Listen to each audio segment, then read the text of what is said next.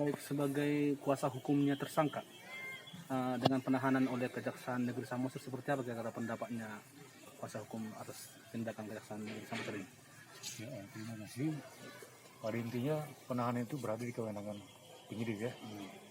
Namun kita sudah melakukan upaya hukum, namanya pra peradilan ya, terhadap pihak institusi kejaksaan.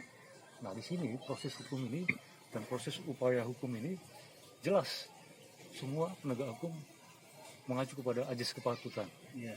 Ya tunggu aja. Kalau mau ditahan, tunggu dulu. Kalau misalnya dikabulkan, silahkan ditahan, poin saya. Kan gitu ya. Iya. Nah sementara kalau katanya hal subjektif, ya sah-sah saja.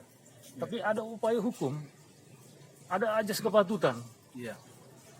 Ya, ini sebagai negara hukum, apa yang kita pakai? Iya. Iya. Ya karena kewenangan dia menahan klien saya, itu sah-sah saja. Iya. Sebagai warga negara yang baik, Iya. dia bersedia kok ditahan. Tapi pada intinya tadi dia menolak menandatangani penahanan. Baik itu surat penolakan. Iya. Gitu. Oke, jadi tadi ada pra peradilan. Iya. Artinya sudah ditempuh oleh kuasa hukum dan tersangka. Iya. Pra peradilan, dan apa kira-kira yang jadi dasar membuat pra peradilan dalam kasus ini? Berdasarkan 184 itu menurut daripada pasal 184 itu menetapkan tersangka, Iya. cukup ada 2 alat bukti ya. Iya.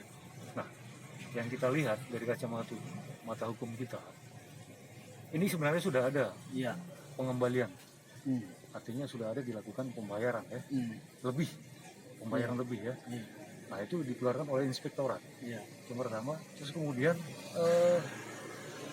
itu sudah dilakukan, kemudian keluarlah yang namanya BPKB, hasil audit BPKB, Iya. yang dinyatakan di situ hasilnya sekitar 16.000 ya, 16 juta ya, kurang Iya. lebih ya. Iya. Nah, berdasarkan itulah penyidik melakukan penetapan itu. Tapi kalau dari undang-undang yang berhak atau lembaga yang mempunyai Iya. mengaudit negara ini adalah BPK sebenarnya berdasarkan undang-undang. Oke. Nah, oke silahkan. Iya. Tapi apakah itu sama Iya. BPKP dengan BPK? Iya. Nah ini yang menjadi keyakinan kita bahwa pihak penyidik tidak cukup bukti sebenarnya. Tadi ya, lanjut ya. Langsung aja. Satu lagi, Ya. proses penahanan. Iya. Oke, berada ke kewenangan mereka. Tapi klien saya tidak ada menandatangani persoalan penahanan, bahkan penolakan. Iya. Dia siap kok, sampai sekarang ditahan ya. Siap. Tapi secara prosedural, persoalan penetapan status tersangka jelas kan, ada SOP-nya. Penahanannya juga jelas, harus diberikan kepada yang bersangkutan dan harus ditandatangani. Ini, wah ada apa? Ini ajas apa ini? Oke. Ada yang menjadi persoalan kan? Saya kira itu. Oke. Terakhir ini Pak Sialagan menegaskan bahwa semua penahanan yang dilakukan tersangka ini cukup mengecewakan bagi kuasa hukum. Sangat mengecewakan begitu, artinya tidak memenuhi prosedur. Bisa ditegaskan lagi bahwa penahanan ini salah prosedur atau bagaimana? Sekali lagi. Kalau dari kita kuasa hukum dari tersangka, pada intinya ini proses hukum kan sudah jalan. Iya. Ya tolonglah kembali kepada ajas kepatutan. Persoalan itu tidak menyenangkan, ya pasti dong. Iya. Kita sebagai kuasa hukum masih ada hak-hak kepentingan hukum dari klien kita. Oke. Kita tunggu aja proses hukum. Iya. Nah, begitu dia tidak dikabulkan, ya silahkan ditahan. Jangan. Nah, persoalannya kita Sudah masuk. ajas kepatutan loh. Iya. Mereka juga bilang itu ajas kepatutan. Kembalilah. Masuk, iya. Nah, ini yang menjadi persoalan. Apa kita tidak mengacu kepada itu? Oke. Nah, harapan kita sebenarnya, ya kalau dia terbukti silahkan. Tapi ini persoalannya berbeda ini yang saya lihat ya. Iya. Dia sebenarnya putra daerah sebenarnya, putra bangsa, Iya. menemukan aplikasi Iya. ibarat Mark Zuckerberg Iya. atau Bill Gates menemukan Microsoft. Iya. Ya, itu Iya. persoalan jasa tidak ada di yang namanya di standar harga Pemkap. Iya. Ya sama seperti profesi pengacara.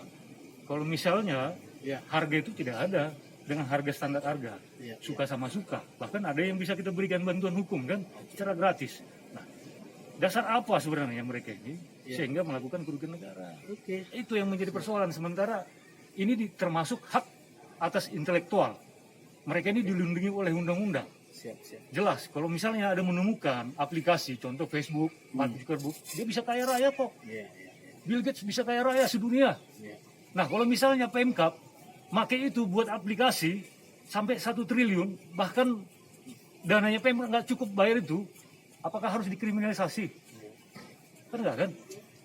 Nah, ini yang menjadi persoalan bagi kita. Iya. Ya jangan, harusnya orang-orang yang begini harus kita fasilitasi dong. Negara harus memfasilitasi dia. Jangan dikriminalisasi. Itu yang menurut saya, ini salah ini. Ada, bisa baca, saya lupa itu. Haki namanya. Hak atas intelektual, jelas kekayaan. Jelaskan. Nah, satu lagi yang menjadi persoalan bagi kita sebenarnya, ini sudah dilakukan pengembalian ya. Iya. Kemudian ada TGR. Nah, mereka ini mengaudit total dari keseluruhan desa. Sementara anggaran itu dituangkan dalam anggaran desa. Sebenarnya 15 juta loh. Banyak kok desa mengembalikan ganti rugi TGR Iya, iya. jelas Kenapa sampai 200 juta. Kenapa Ini itu bisa sudah ada dilakukan yang namanya pembayaran. Ditahan proses hukum. Namanya Loh, tidak bisa ya? ada apa? Oke. Loh, ini negara hukum kok. Poin-poin. Jelas kan? Ada Benar. Permendagri yang ngatur. Ya. Karena apa? Kalau misalnya dilakukan proses hukum, kan biaya lebih besar. Apakah harus pesakitan? Apakah harus ditahan? Oh enggak. Dia sebagai warga negara yang baik harus difasilitasi dong. Dia penemu aplikasi loh. Aku bahkan berpikir bagaimana saya membuat aplikasi ketika ada pemilihan presiden, nggak perlu harus coblos. Lakukan pakai fingerprint. Ya ini harus difasilitasi, dilindungi mereka ini. Makanya ada hak atas kekayaan intelektual. Iya. Dibuat itu undang-undangnya. Bagaimana mereka melindungi ini supaya jangan diciplak. Iya. Ini dikriminalisasi loh. Iya, aplikasi ya. Nah, ini yang jadi persoalan bagi kita. Oke. Nah, pada intinya sudah ada pengembalian. Iya. Kemudian keluarlah BPKB. Ini ada apa ini? Ya, something heaven lah ya. Ini yang jadi persoalan buat kita. Harapan kita, ya ini mau kita lihat. Saya sebagai kuasa hukum, saya melakukan tugas. Iya. Saya akan mengedepankan kepentingan hukum dari klien saya. Saya kira begitu. Oke. Ya.